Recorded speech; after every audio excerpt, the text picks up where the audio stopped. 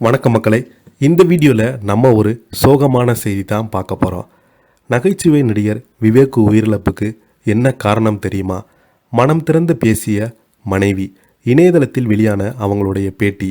வாங்க என்ன தகவல் என்ன செய்தின்னு இந்த வீடியோவில் விரிவாக பார்க்கலாம். அதுக்கு முன்னாடி முதன்முறையாக நம்ம சேனலை ஃபஸ்ட் டைம் பார்க்குறீங்கன்னா சப்ஸ்கிரைப் பண்ணாதவங்களாம் சப்ஸ்கிரைப் பண்ணிக்கோங்க. பெல் பட்டன் சிம்பல் அமைக்கி நம்ம சேனலோட நோட்டிஃபிகேஷனை எனபிள் பண்ணிக்கோங்க. நாங்கள் போடுற வீடியோ எல்லாமே உங்களுக்கு உடனுக்குடனே வந்து சேரும். சின்ன கலைவாணர் என்று ரசிகரால் அழைக்கப்படுபவர் விவேக். தனது காமெடியில் வெறும் நகைச்சுவை மட்டுமல்லாமல் பகுத்தறிவு சிந்தனைகளும் இருக்கும். இதன் காரணமாகவே அவருக்கென்று பெரும் கூட்டம் ரசிகர்கள் பட்டாளமே இருந்தது. சூழல் இப்படி இருக்க சில வருடங்களுக்கு முன்பு விவேக் அவர்கள் உயிரிழந்தார். அவரது உயிரிழப்புக்கு கொரோனா தடுப்பூசி போட்டதான் காரணம் என்று சொல்லப்பட்டது. இந்த நிலையில்தான் அவரது மனைவி கொடுத்த பேட்டி ஒன்று சமூக வலைதளங்களில் வைரலாகி வருகிறது. கே பாலச்சந்திரன் மூலம் திரையுலகில் அறிமுகமான விவேக் அவரது படங்களில் கிடைத்த வாய்ப்பை சரியாக பயன்படுத்தி கொண்டு அவர் தனது திறமையும் நிரூபித்து கொண்டே இருந்தார். இதன் காரணமாகவே அவருக்கு அடுத்தடுத்த பட வாய்ப்புகள் குவிக்க ஆரம்பித்தது. எந்த ஈகோவும் பார்க்காமல் தன்னுடன் வளர்ந்து வந்த வடிவேலுடன் இணைந்தே பல படங்களில் நடித்தார். முக்கியமாக தனது காமெடியில் பகுத்தறிவு சிந்தனையும் முற்போக்கும் சிந்தனையும் அதிகம் இருக்கும்படியே பார்த்து கொண்டார் விவேக் அவர்கள். இப்படிப்பட்ட சூழலில் அவர் சில வருடங்களுக்கு முன்பு உயிரிழந்து போனார். அதாவது கொரோனா வைரஸ் உச்சத்தில் இருந்தபோது தடுப்பூசியை போட்டுக்கொண்டார். அவர் அந்த ஊசியை போட்ட மறுநாளே அவர் உயிரிழந்து போனார்.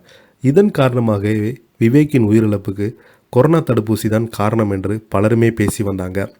அது மிகப்பெரிய சர்ச்சையை ஏற்படுத்தி இந்த சூழல் தான் விவேக்குடைய மனைவி கொடுத்திருக்கும் பேட்டி ஒன்று சமூக வலைதளங்களில் வைரலாகி வருகிறது. தனியார் ஊடகம் ஒன்றுக்கு அவங்க பேட்டியளித்த கொரோனா சமயத்தில் மக்கள் குழப்பமான மனநிலையில் இருந்தாங்க. புதிதாக தடுப்பூசி வருகிறதா, அதை போடலாமா வேண்டாமா என்று யோசித்து கொண்டே இருந்தாங்க.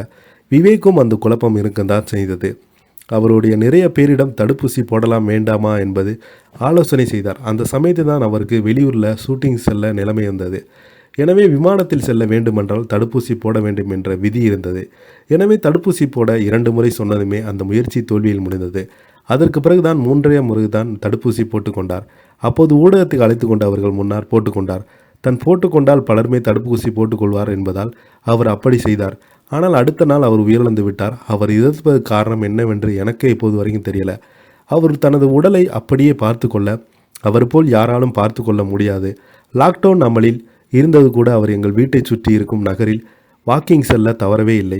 வீட்டு மாடியிலே உடற்பயிற்சி கூடம் இருக்கிறது. அதிலுமே அவர் தவறாமல் உடற்பயிற்சி செய்தார்.